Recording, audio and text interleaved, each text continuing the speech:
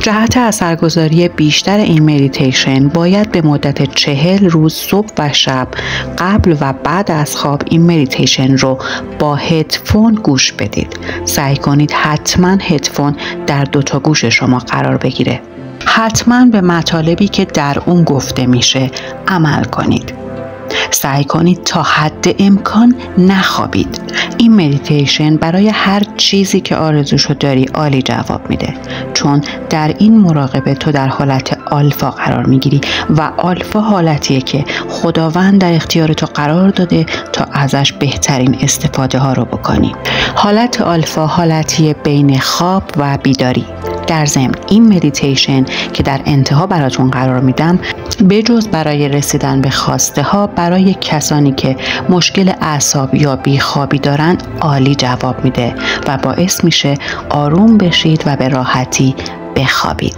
میریم که با هم دیگه مدیتیشن رو گوش کنیم. سلام عزیزان، در این جلسه میخوایم به حالت آلفا بریم و تجسم یکی از اهدافمون رو داشته باشیم. اولین کار اینه که هدفی که میخوای بهش برسی رو مشخص کنی. فقط هدفی باشه که قابل دسترسه، هدفی باشه که با عقل همخوانی داشته باشه. برای شروع این خیلی مهمه. بهترین راه اینه که روی کاغذ جزئیاتش رو هم بنویسید، جزئیات مو به موی اهدافتون رو و اون یه دونه هدفتون رو، تا در خاطرتون بمونه که میخواین چه اتفاقی براتون بیفته. یه جای کم نور و یا تاریک پیدا کنید، دور از سر و صدا، حتی تیک تیک ساعت هم نباشه. اگه نمیتونید جای تاریک پیدا کنید، از چشم بند استفاده کنید و خیلی راحت دراز بکش. دستها رو از هم باز کن، پاها رو هم همینطور و در راحت ترین وضعیت دراز بکشید. حالا چشمها را ببندید و تا وقتی نگفتم باز نکنید.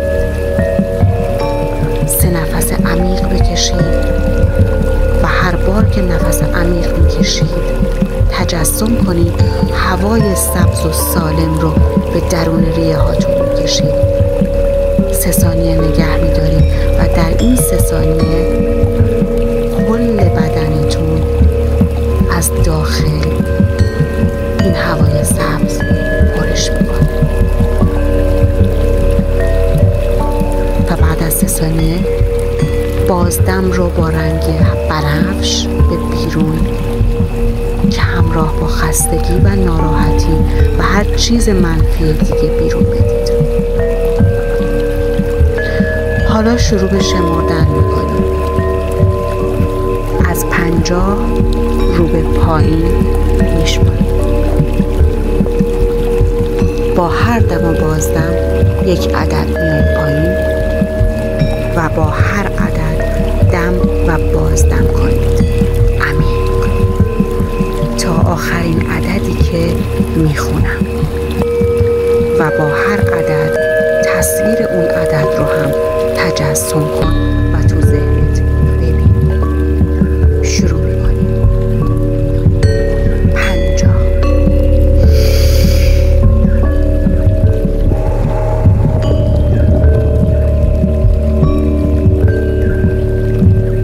49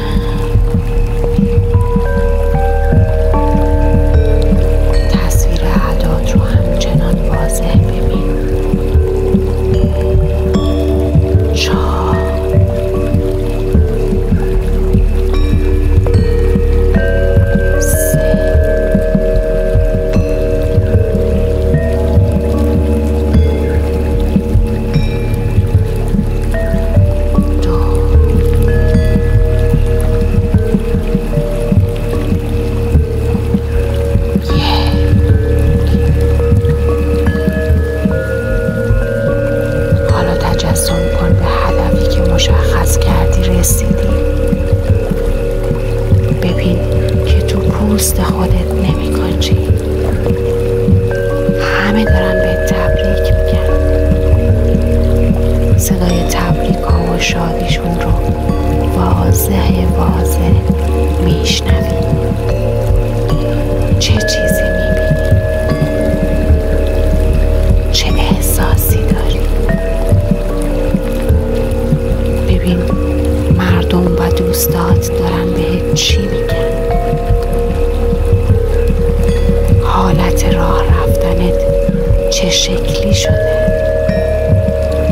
حست چجوری شده؟ چجوری حرف میزنی؟ اولین کاری که برای رسیدن به هدفت میکنی چیه؟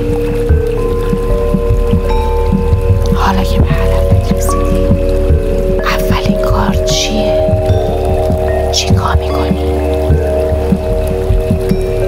صداها رو بشنو، بوها رو حس کن، تبریک ها رو بشنو. من 5 دقیقه چیزی نمیگم تا از تجسمت لذت ببری.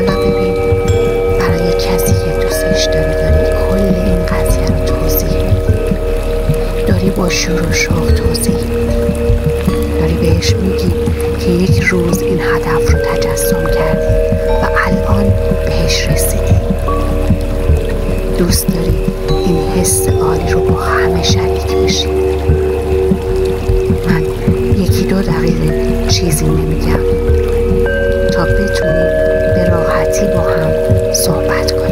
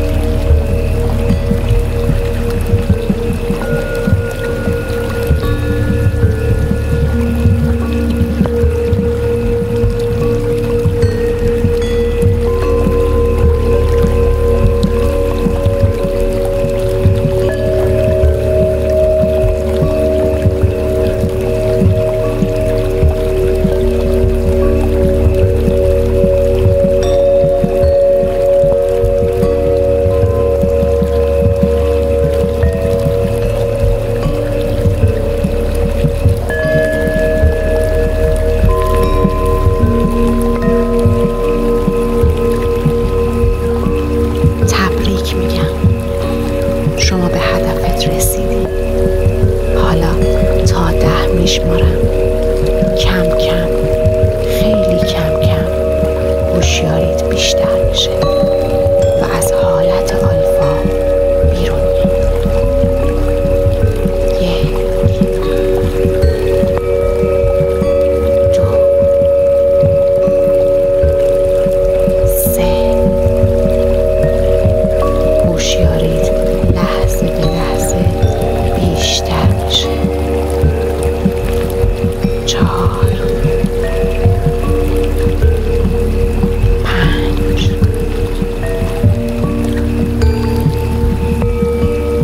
6 خیلی آروم دست و پاهاتو تکون بده.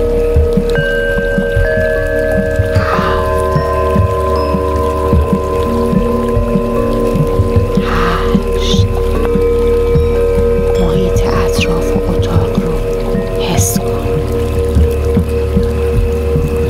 9 10 به آرامی چشم‌هاتو باز کن. در همین آرامش سعی کن کمی بخوابی. عشق باشی.